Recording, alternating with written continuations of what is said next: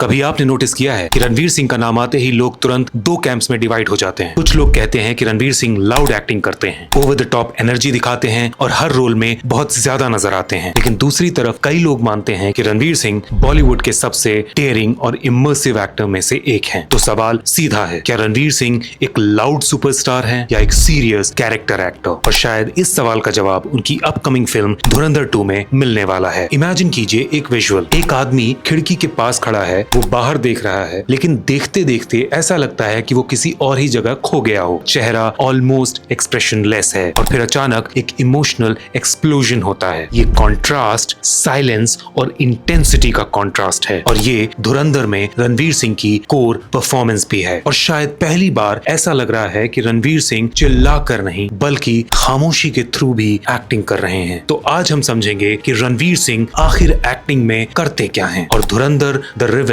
यानी धुरंधर 2 तक पहुंचते पहुंचते उनकी एक्टिंग का एवोल्यूशन कहां तक पहुंच गया है। तो आइए बात करते हैं रणवीर सिंह की एक्टिंग एनालिसिस की। रणवीर सिंह की एक्टिंग को समझने के लिए एक बेसिक चीज समझनी जरूरी है। रणवीर सिंह सिर्फ डायलॉग से एक्टिंग नहीं करते, उनकी पूरी बॉडी एक्टिंग करती है। उनकी चाल, उनकी कंधों की मूवमेंट, उनकी आंखों का फोकस और उनके जेस्चर्स, ये सब मिलकर कैरेक्टर बिल्ड करते हैं और इसी वजह से उनके कैरेक्टर्स फिजिकल लेवल में भी जिंदा लगते हैं। कभी वो टपोरी चार्म लेके आते हैं जैसे बैंड बाजा बारात के बिट्टू शर्मा में, कभी वो रॉयल वॉरियर बन जाते हैं जैसे बाजीराव मस्तानी में, और कभी वो डार्क और डेंजरस प्रेजेंस क्रिएट कर देते हैं जैसे पद्मावत के खिलजी में। लेकिन इसी जगह क्रिटिसिज्म भी शुरू होता है। कई लोग कहते हैं कि रणवीर सिंह हर कैरेक्टर्स में अपनी पर्सनैलिटी का थोड़ा रिमिक्स क्रिएट कर देते हैं। कभी बिट्टू की एनर्जी, कभी रॉकी का फ्लैम्बॉयंस और कभी खिलजी की इंटेंसिटी। सच कहें तो इस ऑब्जर्वेशन में कुछ हद तक सच्चाई भी है, लेकिन यही एलिमेंट कई बार रणवीर सिंह की स्ट्रेंथ भी बन जाती है, क्योंकि रणवीर सिंह का सबसे पावरफुल टूल है एनर्जी। और उनकी एक्टिंग जर्नी का सबसे इंटरेस्टिंग सवाल ये है कि क्या ये एक्सप्लोसिव एनर्जी उनके कैरेक्टर की कभी कंट्रोल्ड या सटल फॉर्म ले सकती है? और धुरंधर द रिवेंज यानी धुरंधर 2 शायद इसी सवाल का जवाब हो सकता है। रणवीर सिंह के बारे में एक और चीज काफी फेमस है, उनका प्रिपरेशन प्रोसेस। कई एक्टर्स सेट पर आते हैं और सीन को समझकर परफॉर्म कर देते हैं, लेकिन रणवीर सिंह का अप्रोच उससे काफी अलग साबित होता है। वो कैरेक्टर का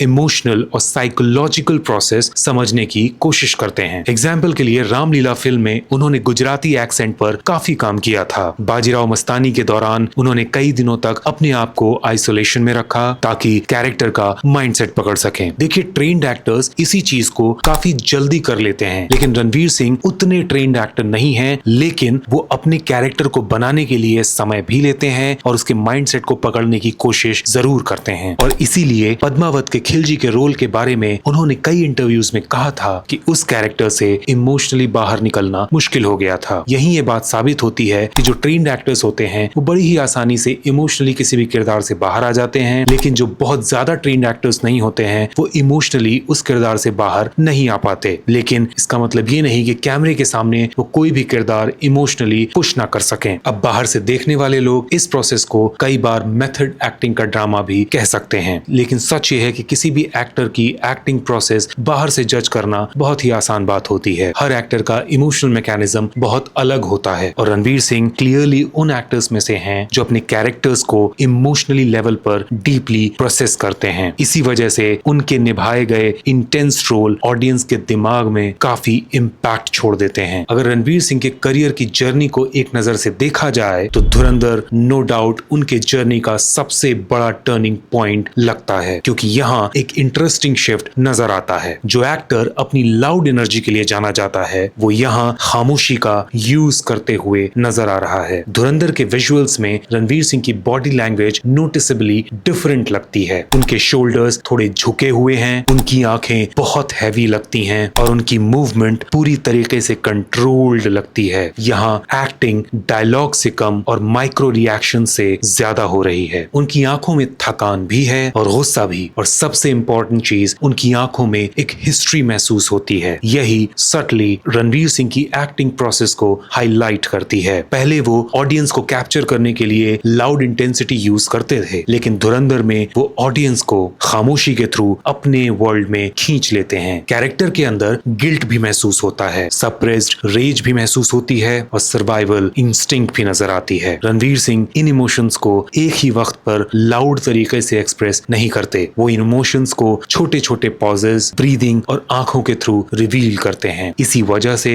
परफॉर्मेंस ड्रामेटिक नहीं लगती बल्कि लेयर्ड और हैवी लगती है। और शायद इसी वजह से धुरंधर को रणवीर सिंह के करियर का सबसे मैच्योर फेज कहा जा रहा है। रणवीर सिंह का एक इंटरेस्टिंग कॉन्ट्रडिक्शन हमेशा रहा है। ऑफ स्क्रीन उनकी पर्सनैलिटी काफी लाउड और फ्लैम्बॉयंट है, bold fashion choices, high energy interviews, memes और वायरल मोमेंट्स। इसी वजह से कई लोग उन्हें एंटरटेनर के रूप में देखते हैं। लेकिन अगर ध्यान से देखा जाए तो वही फियरलेसनेस उनकी एक्टिंग में भी नजर आती है। रणवीर सिंह एम्बैरेसमेंट से नहीं डरते और इसी वजह से वो रिस्की रोल्स चूज करते हैं। धुरंधर द रिवेंज शायद उनका सबसे इंटरेस्टिंग रिस्क हो सकता है, क्योंकि यहाँ वो अपनी एस्टैब्लिश्ड लाउड इमेज को तोड़ते हुए नजर आते हैं। तो आखिर रणवीर सिंह कैसे एक्टर हैं? हो सकता है कि वो परफेक्ट एक्टर ना हो, लेकिन एक बात क्लियर है कि रणवीर सिंह सेफ एक्टर तो बिल्कुल भी नहीं है, जो एक ही तरह के रोल्स नहीं करता। और धुरंधर मूवीज के पार्ट शायद इसका सबसे बड़ा एग्जाम्पल है कि जब रणवीर सिंह अपनी एनर्जी को कंट्रोल करते हैं तब कैरेक्टर और भी ज्यादा पावरफुल बन जाता है। इसीलिए अब सवाल आपके लिए है, आपको रणवीर सिंह कब ज्यादा पसंद आते हैं? जब वो रॉकी की तरह स्क्रीन को एनर्जी से भर देते हैं या फिर खामोशी में भी पूरी स्क्रीन को कंट्रोल कर लेते हैं? बताइएगा जरूर, क्योंकि हो सकता है कि रणवीर सिंह का यहाँ से सबसे इंटरेस्टिंग फेज शुरू होने वाला है। मैं मिलूंगा अगले वीडियो में, तब तक के लिए बाय बाय।